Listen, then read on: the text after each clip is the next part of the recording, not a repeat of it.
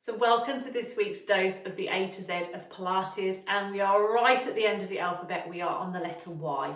So this week we're going to be talking all about you, all about taking care of ourselves, and I'm going to give you my 5 tips on things that you can do to look after yourself and really think about self-care and making that a priority.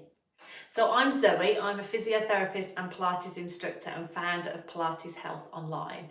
And Pilates Health Online is all about helping women to get back into exercise, build your confidence, basically so that you can do the things that you want to do and manage those annoying aches and pains as well.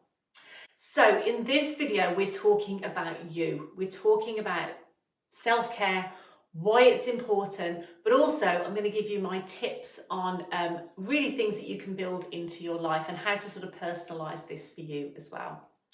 So all the way through the A to Z of Pilates, we've been talking about so many different things to take care of ourselves. We've talked about relaxation, we've talked about, looking after our muscle strength, our bone health, we've been doing some stretches, we've done so many different things. And if you haven't seen any of those videos, definitely go back. They're all there and waiting. I've done a playlist that you can access all of them. But really what they're all about is taking care of ourselves, taking care of you, because there's only one of us. If we don't look after ourselves, then who's going to do it? It's really important that we put ourselves, top of our list of priorities. And very often I don't think we do. And I am certainly guilty of this. I find it very easy to busy myself and to look after everybody else. And then it's not until I sort of feel stressed that I think it's because I haven't been looking after myself. So making it a priority is really important, but it's not easy. But if we think about it, we refill our car with petrol because it runs out of petrol. We refill, we recharge our phone, and we all expect that these things happen, but we don't always think about it with ourselves. We don't think that we need to stop and recharge as well, and we absolutely do. And very often we wait until we feel stressed, or we wait until perhaps we're having a stressful time, and we start to notice perhaps those changes. Perhaps we feel a bit of muscle tension. Perhaps we notice our breathing changing. Perhaps we feel that we're sort of going over things in our head, or perhaps we're just really, really busy. And those are the times then we think, right, I need to stop and take time out because it's becoming a bit overwhelming and a bit too much. And absolutely, yeah, in those times we do need to stop and we do need to take care of ourselves. But what we also need to be doing is building this into our routine and building this into our life. Because if we can do that, we never get, or hopefully we won't get to that stage where we do feel really stressed, because we're doing things during our day, during our week, that are just calming everything down, helping us to relax and taking care of us. It's also going to make us more resilient. So if we do have these big events, or these big stresses in our life, because we're already in that routine of practicing taking care of ourselves, practicing taking time out, we're going to be more resilient and more able to cope if we do. And let's face it, life happens. There are going to be those stresses in our life. So if we can prepare ourselves, if you like, by having a good self-care routine, then we're going to be much better to cope with whatever life throws at us. Now, as I say, I am the worst at this. I am definitely a work in progress. It's something that I'm really committing to try and take care of myself, because I would be the first to sort of wait until I'm really stressed. But I know that that's not good, so I've been trying to turn it around. And so I want to give you some of the tips that I have found sort of helpful. But it is really important to sort of personalise this to you, because at the end of the day, what I find helps relax and unwind me is going to be different from somebody else. So we're going to talk about sort of ways to think about that at the end. But the other thing to say is none of this has to take a lot of time. None of it has to cost any money. It is all about building it into our routine. So here are 5 suggestions of things that you might want to sort of build in that are going to help us with self-care, help us to take care of ourselves.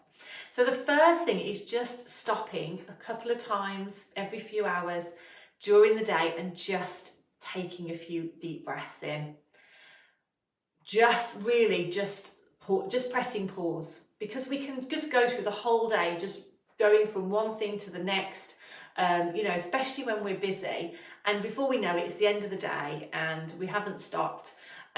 So just stopping and pausing every hour, every couple of hours, sitting comfortably where you are, sitting up nice and tall or supporting yourself with a chair, just relaxing the arms either into your lap or by your side, just taking a nice deep breath in, feeling the rib cage expand, and then just breathing out and just letting everything relax.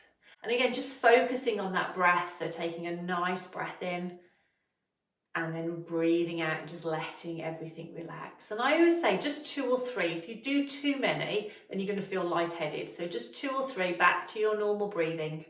And what that does is it just sort of turns the dial down. It just calms the system down. Our breathing's part of our fight or flight. So when we're stressed, our breathing tends to increase. And it does that so we can get the oxygen around our body, so we can deal with the situation. But when we've got this sort of ongoing stress, with, busy lives, perhaps stressful things, lots of things to do, our breathing rate can just creep up a little bit, because our body only has that one way to deal with stress. And we've talked about that in some of the other videos. So just by slowing our breathing down, just taking a couple of nice, calm, deep breaths, it can just relax our systems. It's a fantastic thing to sort of build into your day. So that's my sort of tip number 1. The other thing that's fantastic to do is to go for a walk or to get outside in nature. Now, again, we've talked about this in some of the other videos, but getting outside in nature has been shown to really help manage stress. It just relaxes, and it's really, really good for our mental health. So going for what I call a mindful walk. Now, don't worry, it's nothing too complicated, but just going out, getting outside, moving your body, but noticing what's going on around you. So rather than sort of walking to get from A to B, notice what's going on, notice what you can see, what you can hear, what you can smell, and all those things that are going on around us, using our senses. And it really helps to sort of bring us into the present moment and stop those sort of worries and things that can go round and round in our head. It's one of those things that I find really helpful, because I can spend a lot of time in my own head going over things. So being outside, moving your body, but also just really being in the present moment and noticing what's going on around you can be a fantastic thing to do. So it might be, again, that you can build that into your week, so that you are getting outdoors and doing that. Again, it doesn't have to take long. So the third thing perhaps is getting lost in a good book, reading a book, reading a magazine. Again, just pressing pause, taking some time out, and getting engrossed in something else. So it might be flicking through a magazine, it might be reading a book, just reading a couple of pages. Again, sometimes we can get lost in that story. You know, it's like when you've got a good book, you get lost in that story, and it can be a really nice way, again, of being in that present moment, but also sort of calming everything down and just taking care of ourselves. A nice way to relax and unwind. The fourth thing is being around our friends. I think, particularly as women, we benefit of being a part of a community and having that support around us. So, I know times are different, so we haven't been able to connect perhaps as much with people over the past 18 months, but certainly we can call people. If we can meet up in a safe way and have a chat, have a good old laugh having a good old laugh with a friend, I think can, make life seem better. And also the benefits of laughing as well can help us with managing stress. So call a friend you haven't for a while, perhaps see if you can meet up for a coffee or a tea, have a good old chat, have a laugh. And again, that can be a really nice way of just helping us to relax and unwind, and using our support network, because we all need that. The last thing is perhaps doing something that's perhaps involves a craft. So it could be colouring, it could be knitting, it could be making something, it could be doodling, it could be crocheting, it could be absolutely anything. But sometimes when we, again, are focused on something, our brain shuts off, we get focused on what we're doing, it can help us to relax and unwind. So something creative, something that you enjoy doing, can be really helpful. Now, those are just 5 ideas. There's so many different things that we can do. The most important thing is that it's something that you enjoy and something that helps you relax, something that you get so sort of engrossed in that time passes. we forget about, you know, what we're doing, and we're sort of in that moment doing the activity. And we tend to call these our flow activities because we sort of get in the zone, we get in the flow of what we're doing, and we, you know, time passes, we don't notice it. Now, what I would suggest is you have a think about what things do that for you. What do you find beneficial? So you might think, well, some of the stuff that I've talked about, you might think, well, actually, yeah, that would be a really good thing to try. Or you might think, well, no, I'm not sure those work for me, but this works really well, or I really enjoy doing this. And write a list. Now, I always say write it down, because if you've got a list written down and you do have times when you are feeling stressed, or perhaps you haven't been taking that time out, sometimes it can be hard to think about what to do.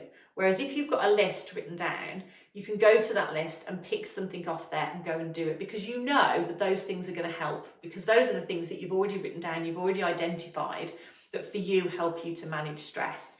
So it just takes the thinking out of it. So have a write down, maybe 5 to 10 things. 10 might be too much, you might struggle, but certainly 5 things that you find help you relax and unwind. Make a note of them, keep it somewhere safe, but also try and build those things into your weekly routine so that you're doing those things every week, rather than waiting to when you feel really stressed and thinking, right, I need to go and do that. Almost do it to try and get into a new routine or form a new habit. Because what we know is if we can do those things to sort of turn down that dial and take care of ourselves, calm everything down, actually it's going to have more of an effect. And those times when you're really busy and you feel that you haven't got the time to do it, and I identify with that completely, those are the times then we need to do it all the more, because it's so easy to just start taking care of everyone else, doing all those things that need to do, and then we can feel exhausted. There's only one you. We need to take care of ourselves, and if we don't take care of ourselves, we can't take care of anybody else anyway, because we're running on empty. So build it into your routine, write it into your diary, make it non-negotiable, put some of these things in that you know help, that you enjoy, that help manage stress, rather than waiting, as I say, till you get really stressed and thinking, I really need to take some time out. Try and build it into your week. So I hope you found that helpful. So just to recap, we want to think about things that are helping us to take care of ourselves. Taking time out for ourselves is really, really important. It doesn't have to cost any money, doesn't have to take a long time. It's things that we enjoy, that we know that we're going to get the benefit from, that we know are going to help us turn that dial down of our sort of stress, if you like. Try and build it into your routine. Try and form that new habit so it becomes automatic that we're doing the stuff that we need to do, but we're also taking that time out as well to relax, unwind, and to recharge. I hope you have found that helpful. If you do have any questions, do pop a comment below. If you'd like to subscribe to our YouTube channel, hit on subscribe. If you would like to subscribe to my newsletter, I have popped a link in the either above or below this video, depending on where you are watching it. And I can send you obviously all these tips and things directly via email. Thank you for joining me in this video. As I say, pop a comment below. Let me know what you enjoy doing. Let me know what it is for you that helps you to relax and unwind. One thing you could build into your routine maybe. And I will see you next week for another video. Take care, and I'll see you then.